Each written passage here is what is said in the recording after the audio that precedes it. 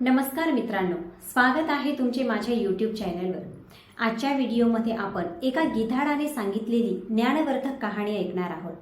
आजच्या व्हिडिओचा विषय आहे की म्हातारपणात मुले साथ का देत नाही। तर मित्रांनो, आजचा व्हिडिओ संपूर्ण बघा, कारण म्हातारपण हे प्रत्येकाला येणार आहे। आज जे बाल्यावस्थेत आहेत ते उद्या किशोरावस्थेत येतील, आणि जे किशोरावस्थेत आहे ते तारुण्यात येतील, आणि तारुण्यात आहेत त्यांना म्हातारपण हे येणारच आहे। त्यांना ह्या गोष्टीचा स्वीकार हा करावाच लागणार आहे। एखादा व्यक्ती खूप बलाढ्य आहे, बलवान आहे, आणि त्याला सर्व जग घाबरत आहे, मात्र म्हातारपण हे त्याला घाबरणार नाही, त्याला म्हातारपण हे येणारच आहे। तसेच एखाद्या व्यक्तीजवळ खूप सारा पैसा आहे आणि त्याला म्हातारपण आलं आहे, तर तो पैसे देऊन तारुण्य खरेदी करू शकत नाही। म्हणून आजचा व्हिडिओ शेवटपर्यंत ऐका, आणि चॅनलवर नवीन असाल तर सबस्क्राईब अवश्य करा आणि बेल आयकन प्रेस करायला अजिबात विसरू नका, जेणेकरून माझे नवनवीन व्हिडिओ सर्वप्रथम तुमच्यापर्यंत पोहोचतील। चला तर मित्रांनो, कहाणीला सुरुवात करूया। एका जंगलात खूप मोठे वडाचे झाड होते। त्या झाडावर हजारो पक्षी दिवसभर किल्लोल करायचे। असे म्हणायला हरकत नाही की पूर्ण जंगलातील पक्षी त्या वृक्षावर आराम करायला यायचे। काही पक्ष्यांचे तर ते निवासस्थान झाले होते। म्हणतात ना की एखाद्या ठिकाणी जर आपण जास्त दिवस राहिलो तर त्यांच्याबरोबर आपल्याला जिव्हाळा वाटत असतो। तसेच त्या झाडावर राहणाऱ्या पक्ष्यांना त्या झाडाशी लागणीच वाटत होती। एकदाची गोष्ट आहे, जंगलात दुष्काळ पडला। खूप वर्ष जंगलात पाऊस झाला नाही। जंगलातील सर्व झाडे वाळू लागले। त्याच प्रकारे वडाचे झाड पाणी न मिळाल्यामुळे वाळू लागले। सर्व पक्षी हळूहळू जंगल सोडून जाऊ लागले। जेव्हा ते झाड पूर्णपणे वाळून गेले तेव्हा वडाची पाने आणि फांद्या सुकून जमिनीवर पडू लागल्या। त्या झाडावर राहणारे सगळे पक्षी झाडावरून उडून दुसरीकडे चालले गेले। फक्त म्हातारा गिधाड तेथे एकटा राहिला होता। त्याने पाहिले सर्व पक्षी एक एक करून तेथून निघून गेले। काही पक्ष्यांनी त्या गिधाडाला पण जाण्यास सांगितले, पण त्याने नकार दिला। तो म्हणाला, माझा जन्म ह्याच झाडावर झाला आहे, माझे बालपण ह्याच झाडावर व्यतीत झाले आहे, माझ्या जीवनाचे सर्व सुखदुःख मी येथे अनुभवले आहेत। आज त्या झाडावर संकट आले आहे, म्हणून मी त्याला सोडून कसे चालणे जाऊ। त्या झाडाने मला लहानाचे मोठे केले आहे, मी या झाडाचा ऋणी आहे। आई वडिलांना म्हातारपणी एकटे सोडून जातात किंवा परदेशात राहून सुखी जीवन जगतात। धिक्कार आहे अशा मुलांचा जे म्हातारपणी आपल्या आई वडिलांना सांभाळत नाही, त्यांना सहारा देत नाही। जेव्हा तुम्ही लहान होते तेव्हा तुमच्या आई वडिलांनी तुम्हाला सोडले का? जेव्हा तुम्ही आजारी पडलात तेव्हा ते तुम्हाला सोडून कुठे गेलेत का? तुम्ही कोणाशी भांडलात आणि त्यावेळी तुमच्यावर काही संकट आले असेल तर तुमच्या आई वडिलांनी तुम्हाला एकटे सोडले होते का? जेव्हा त्यांना चांगली वस्तू खाण्याची इच्छा झाली तेव्हा त्यांनी तुम्हाला एकटे सोडून कधी ती वस्तू खाल्ली का? नाही ना। तर आज ते म्हातारे झाले आहेत तर तुम्हाला त्यांच्याप्रती ईर्ष्या का वाटते? तुमच्यासाठी त्यांनी किती केले, तुम्ही त्यांच्यासाठी एवढे नाही करू शकत का की त्यांच्या म्हातारपणात निदान त्यांचा सहारा तरी बनू शकता ना? म्हाताऱ्या गिधाडने मरेपर्यंत झाडाचा साथ न सोडण्याची शपथ घेतली। काही दिवसात ते झाड आणखी जर्जरीत झाले, त्याला उधई खाऊ लागली। पण दिवसा इकडे तिकडे फिरून आपल्या अन्नाची व्यवस्था करून सायंकाळी परत त्याच झाडावर गिधाड येऊन बसायचा।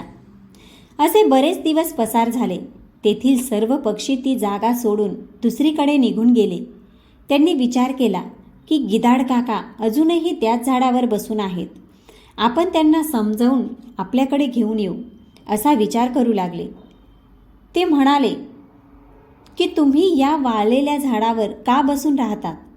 आता त्यांचे आयुष्य संपले आहे, मरणाऱ्याच्या मागे मरणे कुठली समजदारी आहे? म्हणतात ना की तेच जीवन श्रेष्ठ आहे ज्यात आपल्या धर्माचे नुकसान होत नाही। तोच देश श्रेष्ठ आहे जेथे आपल्या कुटुंबाचे पालन होईल। हे झाड आता मृत अवस्थेत आहे, त्याला उधईने पूर्णपणे पोखरून टाकले आहे। एकाच दिवशी नुसत्या हवेच्या झोक्याने ते पडून जाईल, मग तुम्ही कुठे जाल? ज्ञानी लोक म्हणतात शत्रू, कर्ज, अग्नी आणि बिमारी ह्या 4 वस्तू वेळेवर समाप्त केल्या पाहिजे. जो यांचे समाधान नाही करत तो विनाकारण मारला जातो. अशा प्रकारे तुम्हाला पण या झाडाला सोडून एखाद्या चांगल्या ठिकाणी जाऊन आपला निवास करायला पाहिजे. सगळ्या पक्ष्यांच्या समजावल्यावर सुद्धा गिधाड ते झाड सोडायला तयार नव्हते. माझा जन्म ह्याच झाडावर झाला, त्यानंतर माझे आईवडील ह्याच झाडावर मला सोडून गेले. नंतर मी येथेच खेळून बागडून मोठा झालो. माझ्या जीवनाचे सर्व सुख मी ह्याच झाडावर भोगले आहेत. आता त्यांच्या संकटाच्या वेळी मी त्याला कसे सोडून जाऊ? हा माझा सर्वात मोठा मतलबीपणा होईल. भक्त, सेवक आणि शरण आलेल्या व्यक्ती जेव्हा आपल्याला सांगतात की मी तुमचाच आहे, त्यावेळी त्या लोकांना संकट आल्यावर एकटे सोडू नका. यांना जे एकटे सोडून जातात त्यांना फार मोठे पाप लागते. ज्यांनी आपले पालनपोषण केलेले असते, सुखदुःखात आपल्याला साथ दिलेली असते, त्यांचा कधीही साथ सोडू नये. अशा आईवडिलांना जो सोडतो तो अनन्य अपराधांचा भागीदार असतो. अशा मुलांना कधीही पुन्हा मनुष्यजन्म मिळत नाही. गिधाड म्हणाला, मी माझ्या मृत्यूपर्यंत ह्याच झाडावर राहील. जा तुम्ही सगळे येथून. गिधाडचे बोलणे ऐकून सगळे पक्षी नाराज होतात. ते परत निघून जातात. काही तर म्हणत होते की ह्या गिधाडाला म्हातारपणामुळे त्याची बुद्धी भ्रष्ट झाली आहे, म्हणून त्याला आपले समजावणे कळत नाही. दुसऱ्या दिवशी परत काही पक्षी त्याला समजावायला आले, पण गिधाडने जायला नकार दिला. यावेळी मात्र सगळे पक्षी परत घरी न जाता सरळ इंद्रदेवांकडे पोहोचले आणि घडलेली सर्व हकीकत सांगितली. आम्ही ज्या जंगलात राहत होतो तेथे खूप वर्षापासून पाऊस पडला नाही. पूर्ण जंगल वाळून गेले आहे. जंगलात राहत असलेले जीवजंतू, पशुपक्षी सर्व जंगल सोडून निघून गेले. परंतु एका गोष्टीचे दुःख आहे. ज्या वडाच्या झाडावर आम्ही राहत होतो त्या झाडावर एक म्हातारा गिधाड राहत होता. आम्ही तेथून निघून दुसरीकडे स्थायी झालो, पण तो गिधाड ते झाड सोडून जाण्याचे नाही म्हणतो. ते वटवृक्ष पूर्णपणे वाळून गेले आहे. ते केव्हाही पडू शकते. आम्ही त्यांना समजवायला गेलो होतो, पण त्या झाडाला सोडायला ते तयार नाहीत. ते म्हणतात की मरेपर्यंत मी या झाडाला नाही सोडणार. म्हणून देवा, तुम्ही स्वतः येऊन त्यांना समजवा. कदाचित ते तुमचे म्हणणे ऐकतील. मित्रांनो, पक्ष्यांची विनंती इंद्रदेवांनी स्वीकार केली. इंद्रदेव म्हाताऱ्या गिधाडला समजावण्यासाठी त्या पक्ष्यांबरोबर जंगलात जातात आणि त्यांना समजवतात की हे गिधाड, मी देवराज इंद्र तुला समजवायला आलो आहे. हे वृक्ष जर्जरित झाले आहे. त्याच्या फांद्या तुटून पडल्या आहेत. पूर्ण झाडाला उदई लागली आहे. छोट्याशा वादळात हे झाड लगेच पडू शकते. जर झाड पडले तर तुझा मृत्यू होईल. म्हणून या झाडाला सोडून एखाद्या सुरक्षित जागेवर जा. मित्रांनो, इंद्राचे बोलणे ऐकून म्हातारा गिधाड सांगू लागला, हे देवा, एक गोष्ट सांगा. जेव्हा माझा जन्म झाला होता तेव्हा माझ्या माता पित्याचा मृत्यू झाला. तेव्हा मी अनाथ, असहाय्य होतो. तेव्हा ह्याच वृक्षाच्या आश्रयात मी राहिलो. मी येथे लहानाचा मोठा झालो. सर्व सुख भोगले. ह्याच वृक्षावर राहून मी म्हातारा झालो. माझे पूर्ण जीवन ह्याच वृक्षाच्या छायेत व्यतीत झाले आहे. आता त्यावर संकट आले आहे, तर मी कसे त्यांना एकटे सोडून जाऊ? नेहमी लोक तेच करतात. संकट आल्यावर किंवा गरिबी आल्यावर आपल्या लोकांना सोडून जातात. आपल्या मित्रांचा तसेच नातेवाईकांचा साथ सोडून देतात. मी त्या मतलबी लोकांसारखा नाही. मी मरेपर्यंत, शेवटच्या श्वासापर्यंत ह्या माझ्या पोषणकर्त्याला नाही सोडणार. हे माझ्या आईवडिलांप्रमाणे आहेत. मरेपर्यंत यांचा साथ नाही सोडणार. इंद्रदेव अतिशय प्रसन्न होतात आणि ते गिधाडाला म्हणतात, मी तुझ्या ह्या त्यागाला नमन करतो. बोल, तुला काय पाहिजे? तुला हवे ते वरदान माग. तेव्हा गिधाड म्हणतो, हे देवा, तुम्हाला वरदान द्यायचेच आहे तर मला देऊ नका.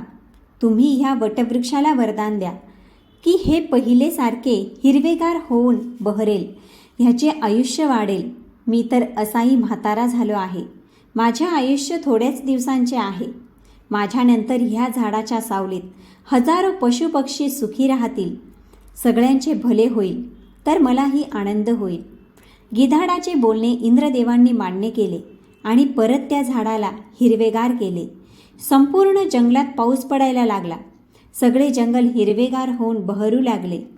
जे पशुपक्षी जीवजंतू जंगल सोडून गेले होते ते परत त्या जंगलात आले. सगळे पक्षी एकत्र येऊन किलकिलाट करायला लागले. सर्वच पक्षी त्या म्हाताऱ्या गिधाडाची खूप सेवा करू लागले. त्यांच्यासाठी भोजन पाणी तेथेच आणून द्यायचे. मित्रांनो, अशा पद्धतीने गिधाडाचे म्हातारपण अतिशय सुखात पसार झाले. या कहाणीवरून आपल्याला शिकवण घ्यायला हवी की संकटात किंवा वाईट वेळेत आपल्यांचा साथ आणि आपल्यांची सोबत सोडू नये.